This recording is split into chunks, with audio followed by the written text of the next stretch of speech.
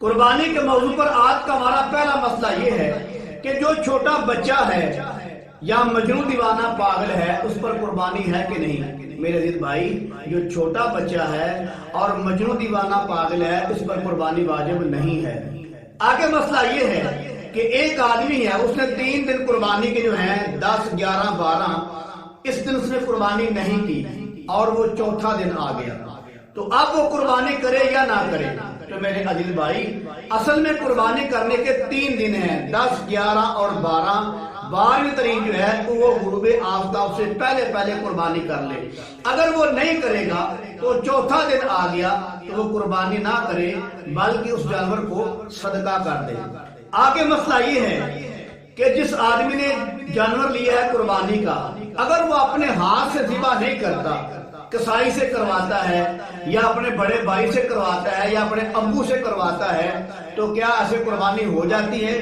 تو میرے عزیز بھائی، جس نے جانور قربانی کا لیا ہے اگر وہ خود نہیں کر سکتا تو جس سے مرضی کروائے، چاہے کسائی سے کروائے یا اپنے ابو سے کروائے، بڑے بھائی سے کروائے، چاچو سے کروائے، ماموں سے کروائے، قربانی اس کی ہو جاتی ہے۔ ہاں، اتنی بات ضروری ہے قربانی کے پاس کھڑا ہو یا اس کی اجازت ہو۔ اگر اجازت نہیں ہوگی تو قربانی بالکل نہیں ہوگی۔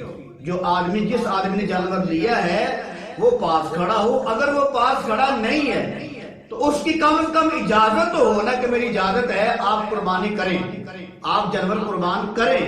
لہذا اگر اجازت بھی نہیں ہوگی تو ایسے قربانی نہیں ہوگی۔ باقی رہے مسئلہ یہ کہ وہ کسی سے کرواتا ہے، تو میرے عزیز بھائی، اگر وہ خود نہیں کرتا، کسی سے جانور کو ذبح کروا لیتا ہے تو جانور ذبح ہو جاتا ہے، لیکن افضل عمل یہ ہے کہ وہ اپنے ہاتھ سے جانور کو ذبح کرے۔ آگے مسئلہ یہ ہے کہ قربانی کا جانور عورت نے لیا ہے، کیا عورت جو ہے اپنے ہاتھ سے جانور ذبح کر سکتی ہے؟ تو میرے عزیز بھائی، عورت جو ہے اپنے ہاتھ کے ساتھ جانور ذبح کر سکتی ہے۔ بعض کہتے ہیں عورت کا ذبیحہ جائز نہیں۔ میرے عزیز بھائی، یہ بنائی ہوئی بات ہے، یہ مسئلہ نہیں بلکہ ٹسلہ ہے۔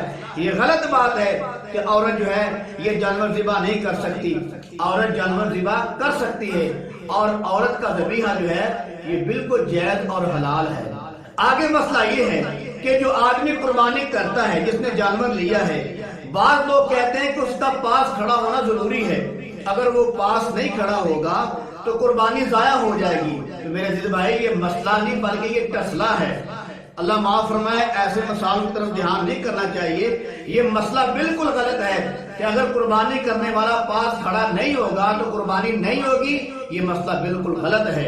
ایک آدمی ہے، سعودی میں بیٹھا ہوا ہے، باہر ملک بیٹھا ہوا ہے، اس نے پیسے بھیجے ہیں اور اس نے اجازت بھی دے دی ہے، وہ پاس نہیں ہے، تو کیا اس کی قربانی نہیں ہوگی؟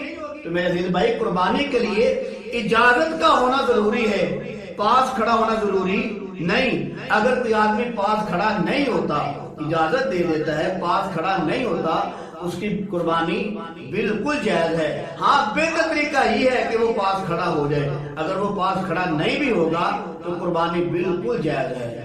آگے مسئلہ یہ ہے کہ بڑا جانور لیا قربانی کا، 6 آدمی حصے دار بن گئے، جو 7واں ہے اس کی اجازت کے بغیر اس کے اندر شامل کر لیا، اس کی اجازت کے بغیر اس کے اندر شامل کر لیا، تو کیا اس کا شامل ہونا ٹھیک ہے؟ تو میرے عزیز بھائی، بغیر اجازت کے شامل کرنا یہ درست نہیں۔ ایسے قربانی جو اس آدمی کی ضائع ہو جائے گی۔ لہذا جس آدمی کو ساتھ شریک کرنا ہے اس کو پتہ بھی ہو اور اس کی اجازت بھی ہو، تو لہذا بغیر اجازت کے کسی کا حصہ رکھ لینا اور ذبح کر دینا یہ جائز نہیں ہے۔ آگے مسئلہ یہ ہے کہ ایک آدمی نے جانور لیا قربانی کا یا بڑے کے اندر حصہ ڈالا، اب اس کی نیت صرف گوشت کھانے کی ہے، تو کیا اس کی قربانی ہو جائے گی؟ میرے عزیز بھائی، اگر اس کی نیت صرف گوشت کھانے کی ہے تو اس کی قربانی بالکل نہیں ہوگی، خراب ہو جائے گی۔ گوشت تو ویسے بھی کھانا ہے، وہ نیت کرے قربانی کرنے کی، وہ نیت کرے اللہ کو راضی کرنے کی، وہ نیت کرے کملی والے کی سنت پر عمل کرنے کی، سنت ابراہیمی پر عمل کرنے کی، تو لہذا گوشت اس نے ویسے بھی کھا لینا ہے۔ میرے عزیز بھائی، اگر وہ نیت یہ کرے گا گوشت کھانے کی تو اس کی قربانی ضائع ہو جائے گی. لہذا وہ نیت یہ کرے میں اللہ کی راہ میں جانور دے رہا ہوں, اللہ اس کا جانور قبول بھی کرے گا اور وہ گوشت بھی کھا لے گا. لیکن اگر اس نے صرف یہ نیت کی کہ میں نے گوشت کھانا ہے تو ایسا اس کا جانور قربانی کا ضائع ہو جائے گا. آگے مسئلہ یہ ہے کہ ایک آدمی دوسرے کی طرف سے قربانی کر سکتا ہے کہ نہیں. میرے عزیز بھائی, ایک آدمی دوسرے کی طرف سے قربانی کر سکتا ہے لیکن اجازت کا ہونا ضروری ہے. اگر اجازت نہیں ہوگی تو قربانی نہیں ہوگی, یعنی کہ اس کو پوچھنا ضروری ہے اور اس سے اجازت لینا ضروری ہے. اگر اجازت نہیں ہوگی تو قربانی ضائع ہو جائے گی, نہیں ہوگی. اگر اجازت ہوگی تو دوسرے کی طرف سے قربانی کرنا بھی جائز ہے.